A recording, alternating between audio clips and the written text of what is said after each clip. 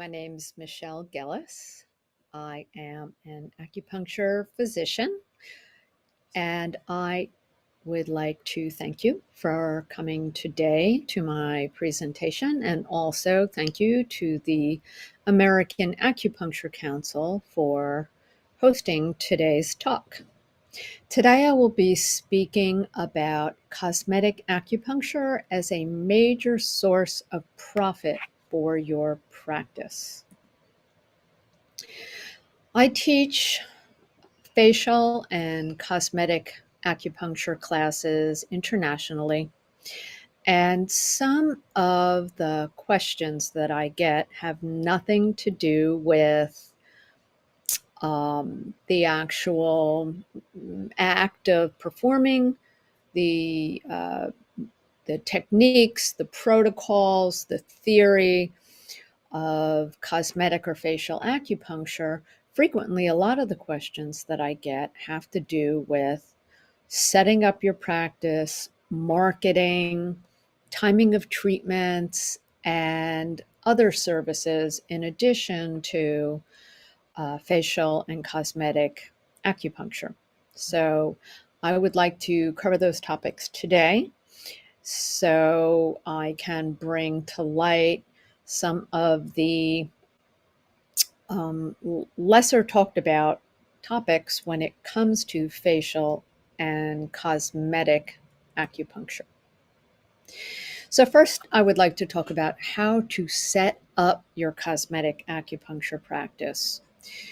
First and foremost, before you begin practicing cosmetic acupuncture, it is imperative that you get trained. Now, many of us feel that because we went to acupuncture school and maybe we had one class on cosmetic acupuncture, or we feel comfortable and familiar with treating points on the face. I know I did because I am classically trained 5-element acupuncturist. We use a lot of face points, but the American Acupuncture Council and some of the other insurance companies do require specialized training in cosmetic acupuncture. And the reason is because of the nature of the structure of the face, the nature of treating the face. The face is heavily vascularized, and you want to make certain to really understand, if you're going to be doing cosmetic acupuncture, how to be doing it not just effectively, but safely. Many of the things that we see on, especially on social media now, people have hundreds of needles in the face, and not only can that be painful, but it can cause bleeding, bruising, neuropathy. So it doesn't have to be that way. You can get a wonderful effect from facial and cosmetic acupuncture by using very few needles if you're properly trained. So one of the most important things for an effective cosmetic acupuncture practice is to be trained. And this goes for facial acupuncture as well. So what's the difference between facial acupuncture and cosmetic acupuncture? The way I use the terms when I am talking about facial acupuncture, I am speaking about acupuncture for neuro or neuromuscular or muscular facial conditions, things like Bell's palsy, TMJ, trigeminal neuralgia, ptosis. There are a lot of diseases that can affect the face, and there are treatment protocols which are highly specialized, which involve specialized techniques for treating the face. So that is what I consider to be facial acupuncture. And cosmetic acupuncture is primarily designed to work with the muscles and the fascia and the skin and the blood supply, and even with cupping and gua sha with the fat on the face to help to reduce sagging, wrinkles, skin dyschromia, and other things which are more cosmetic, not always due to aging. Some of them can be acne or rosacea, but primarily when we talk about cosmetic acupuncture, what comes to mind um, is wrinkles, sagging, things of that nature. So, getting properly trained is the first thing if you are setting up your cosmetic acupuncture practice. A good training will include paperwork such as intake forms, your specialized contracts. You will need specialized contracts before you start doing cosmetic acupuncture because you have to set up realistic expectations. You want to outline all the contraindications and precautions up front so there's no surprises on the back end. So, good training should involve a set of paperwork. If you're lucky, you'll get some marketing tools. We'll talk about those in a minute. And also an overview of what tools you'll need and how to use them, and maybe even where to get them. Some classes will provide tools for you to use, some will um, sell tools there, some will include the cost of the tools in your training. When I teach classes, I give my students everything they need to practice, and then um, I tell them where they can get any of the tools that they will need moving forward. So, what are some of these tools? You will need a good set of tweezers to insert intradermal needles because intradermal needles are an important part of helping to stimulate collagen. Arnica gel can be very beneficial for bruising, bleeding, inflammation, and knowing how and where and when to apply it is very important. Q-tips are great for applying pressure. If there is some bleeding, I like it better than a cotton ball. You can apply direct pressure onto the point, and if there is some sort of a swelling occurring, then or a little hematoma, you can apply direct pressure on it. And then, of course, intradermals. What type of intradermals to use, how many, what size, what brand.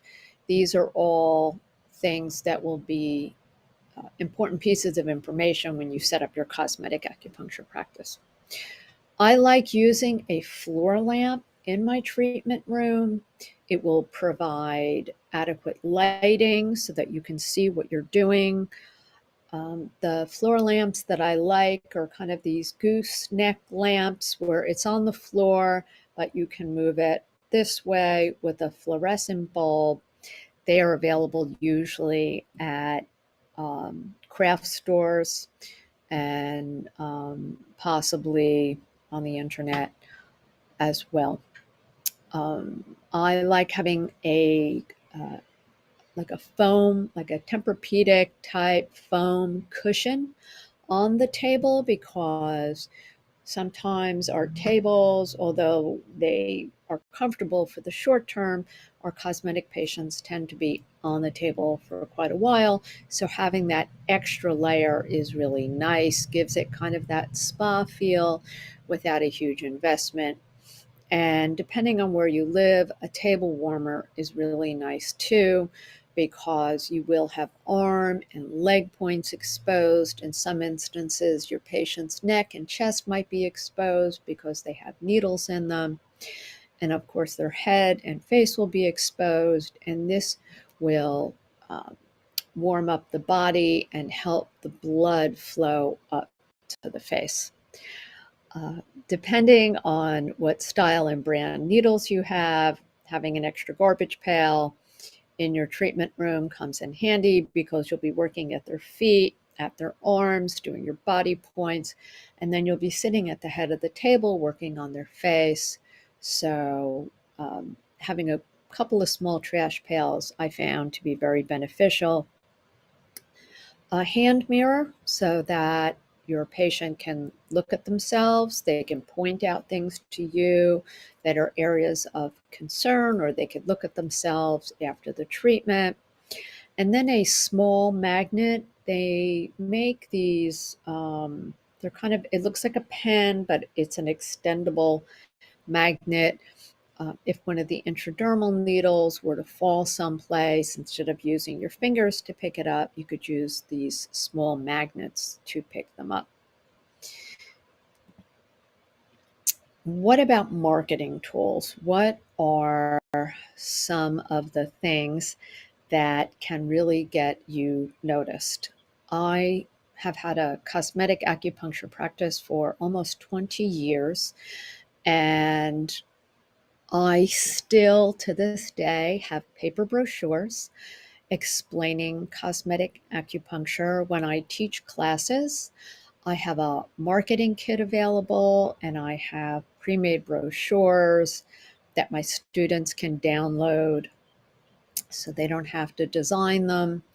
They can customize them however they would like. But having brochures in your waiting area so that when maybe your non-cosmetic patients are waiting for a treatment, they can pick them up. Maybe they won't read them right in the moment. They'll take them home, they'll look at them, and they know what questions to ask.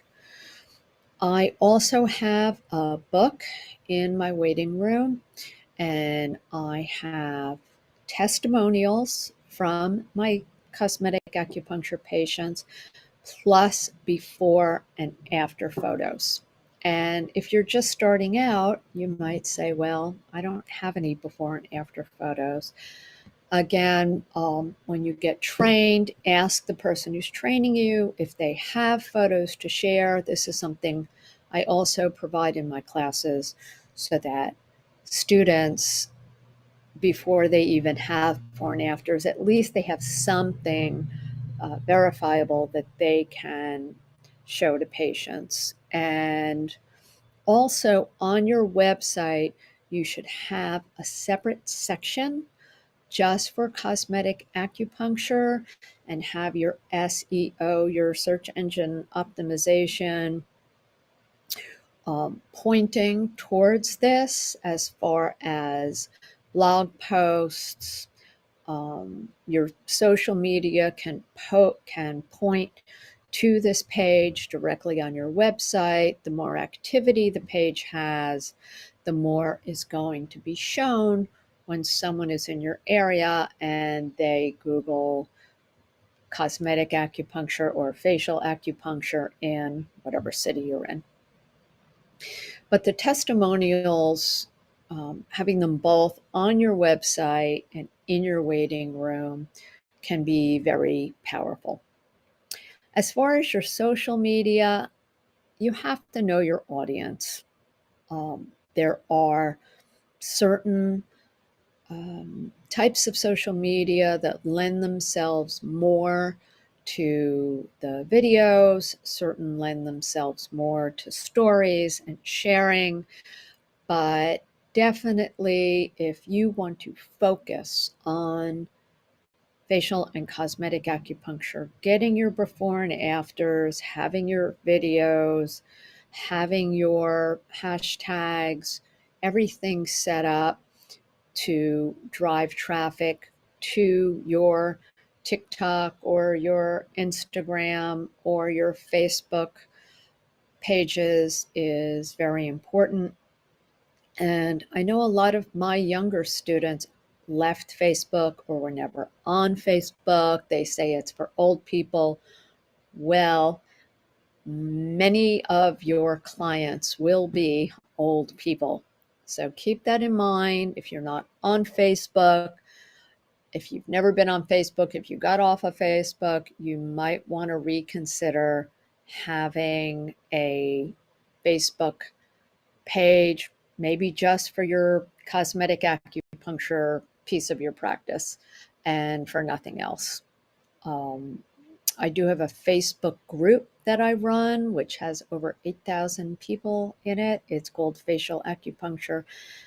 And being connected with other people that are doing what you're doing helps to, um, it raises you up because you learn from each other, and it kind of keeps it front and center in your mind. When I was first starting out, I used to have spa nights where I would invite my patients who might be interested in cosmetic acupuncture. I would have some products out. I would talk to them. I would maybe do a little demo or just do a couple of intradermal needles so they could see what it felt like. During that time, you could do giveaways. You could even do an instructional class, let's say, on self-care cupping and gua sha. So if you sell cupping and gua sha kits, your patients this is something they can do at home in between treatments. You could teach a little class on the AcuLift facial cupping set. It comes with a video for you to learn, the self-care piece, plus it has directions on the box. And this can be a wonderful activity. A lot of my students have either done this for free or charged their patients. So they might get a free class if they buy a cupping set, or they just charge a couple of dollars and they buy a cupping set and they take a class that way. Packages, providing, if it's legal in the state where you practice, providing a package of, let's say you buy 12 facial acupuncture treatments, and maybe they get a free derma roller or a free cupping session. I would not do buy 12, get one free, because that is really giving away a lot of your time. But something minimal, doesn't cost you a lot of money, but they feel like they're getting something. You want to check with your local acupuncture board and make certain you're allowed to do that. But those are great ideas for cosmetic acupuncture, because the important thing to think about is cosmetic acupuncture is a cash-based business. Insurance will not pay for cosmetic acupuncture, so your patients are paying you cash. You're not having to go through the time and the trouble of filing for insurance. You get paid right away, right there, and there's no having to deal with all of that paperwork and paying someone else to file it or whatever. You could also do patient classes on derma rolling. So same thing with the facial cupping and gua sha. You get some derma rollers, and the AcuLift derma rollers are the only derma rollers which are approved by the American Acupuncture Council for use in the treatment room. So you might want to check those out as well. Also, converting your current customers. So you have your clients, they're coming to see you. Maybe they're complaining about getting older and they feel like they look tired all the time. Here is a whole audience that you already have, people that are already coming to see you, and you can share stories about other patients who had the same concern and you help them. And sometimes I'll just throw in a couple of extra points to lift a brow or thread a wrinkle so they can get an idea of what it's like. and typically they love it. Another question I get asked a lot is about the timing of the treatments. So people are worried, I'm going to be spending all this time in my treatment room. Isn't it more cost effective for me to just have 3 or 4 rooms going at once? And how am I ever going to make any money doing this? Well, the answer is you have to, um, once you get your flow going, you can have 2 rooms going at once. 15 minutes to get the needles in. While that patient's lying on the table for a half an hour, you can go, you can treat another patient, then you come back in, you take the needles out, do your cupping and gua sha, and then you go back to the other patient. So you can easily get 2 rooms going at once. And whatever you typically charge for an hour treatment, I would charge that and then half that again. So 1.5 times what you would normally charge for a 1 hour acupuncture treatment, you're going to charge 1.5 times that, because your patient will be in the room for about an hour and a half, maybe a little less. So it is entirely possible to have 2 rooms going at once. Maybe not when you first start out. When you first start out, it might take you a little longer to get the needles in. But once you've done it a few times, couple of dozen times, you should be able to get the needles in about 15 minutes and be on to the next room. What about ancillary services? And by ancillary services, I mean cupping and gua sha, derma rolling, microneedling. How do you work this in? Well, as I just mentioned, I never do cosmetic acupuncture without doing facial cupping and gua sha. So it's how I end my treatments. It helps with bruising. It relaxes the patient. It's something they look forward to. And it helps to bring the blood and the qi out to the skin level. And it's a really nice way to end a treatment. You can be trained specifically in facial cupping and gua sha, or you can take a comprehensive course in facial acupuncture, cupping, and gua sha, which is what I would recommend. Also, you will have patients who don't want needles, and with them, I can do in a half an hour, I do just facial cupping and gua sha, and I would charge accordingly for an abbreviated, like half an hour cupping and gua sha treatment. Derma rolling is something that you can offer as an add-on. And what I like to do would be more like derma rolling and facial cupping and gua sha, or I might do derma rolling on a neck and chest and just do the facial acupuncture on the face. I don't like to end a facial acupuncture treatment with derma rolling because it can be a lot for the skin.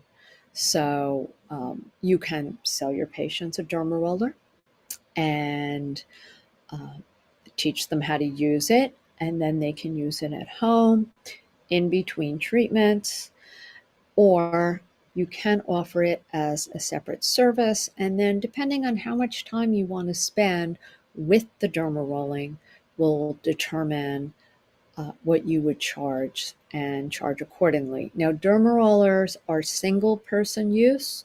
You don't want to be sharing them between patients. There's no way to barbicide or autoclave these safely because little pieces of hair and skin, fragments, microscopic, can get stuck in between the needles and you could cross contaminate.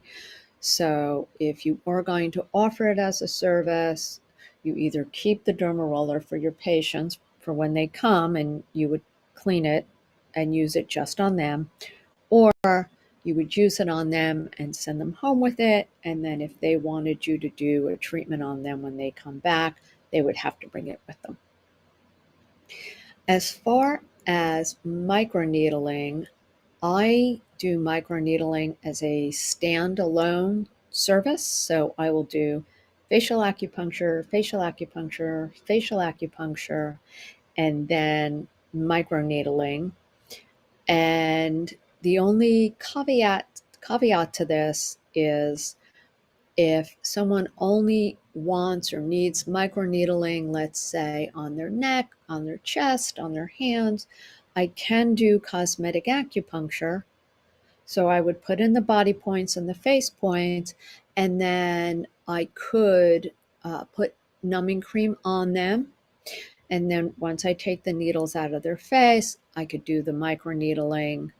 Or even when the needles are in, I could potentially do the microneedling once the numbing cream comes off.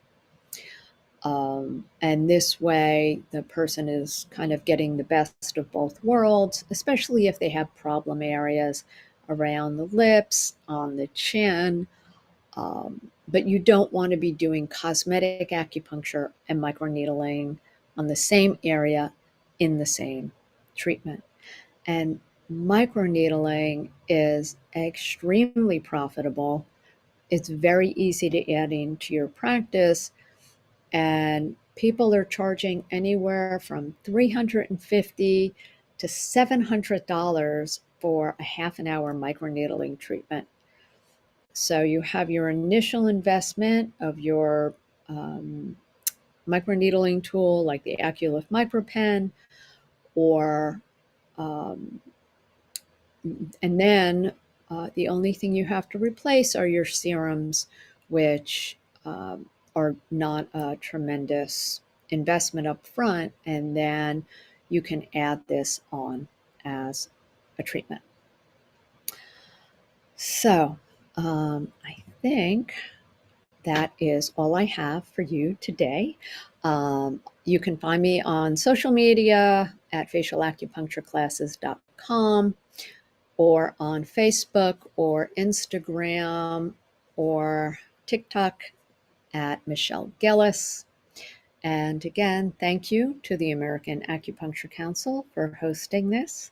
And I look forward to seeing you next time.